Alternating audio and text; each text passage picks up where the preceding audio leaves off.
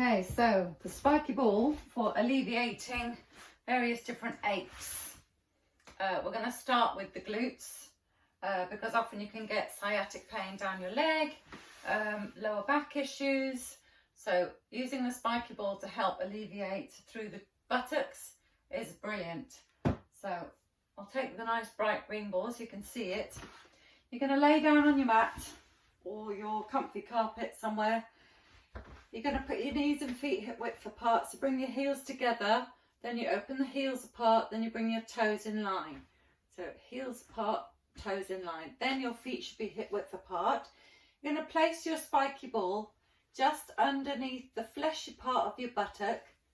Find a good spot and then just allow your knee to come out to the side. You can rest on the ball for a couple of minutes.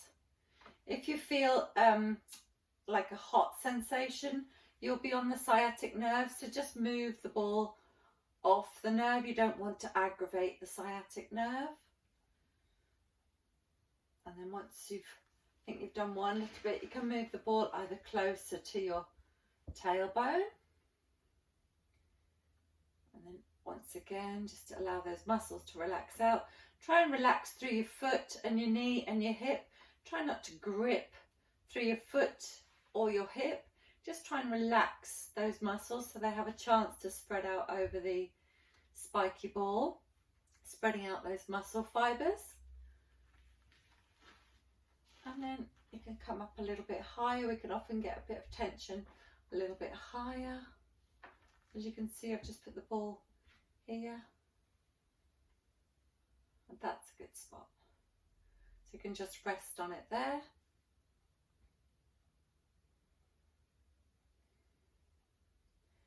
And it just allows those muscles and those fibers to spread out a little bit.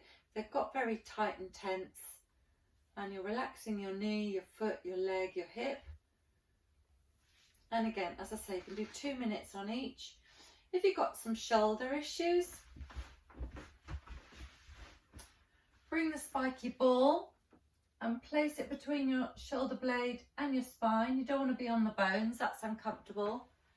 And relax as much on it as you possibly can. And if you take your arm up towards the ceiling, you'll spread those fibers out a little bit. Try and find a good spot. That's a good spot.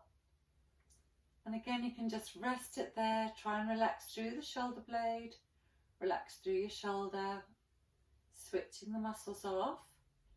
Obviously not so much so that your arm falls, but again, just find those spots. If you want to do it with a pillow under your head, do it with a pillow under your head for your own comfort. And again, you can just move, if you want it a little bit higher up, getting into those rhomboids. Again, just move your arm around till you find that you've got a really good spot and just rest with it. You can hold your arm to help. Another tight spot we often get are through these muscles on the bottom edge of your shoulder blade. They can get really tight from pulling back actions, you know. So you can just rest the ball again on the outer edge of the scapula, outer edge of that shoulder blade. Relax your arm down and you'll feel it if your muscle is tight. You'll have a kind of good pain sensation. And just relax your arm there. Okay, and that will really just allow those fibers to open out and ease off.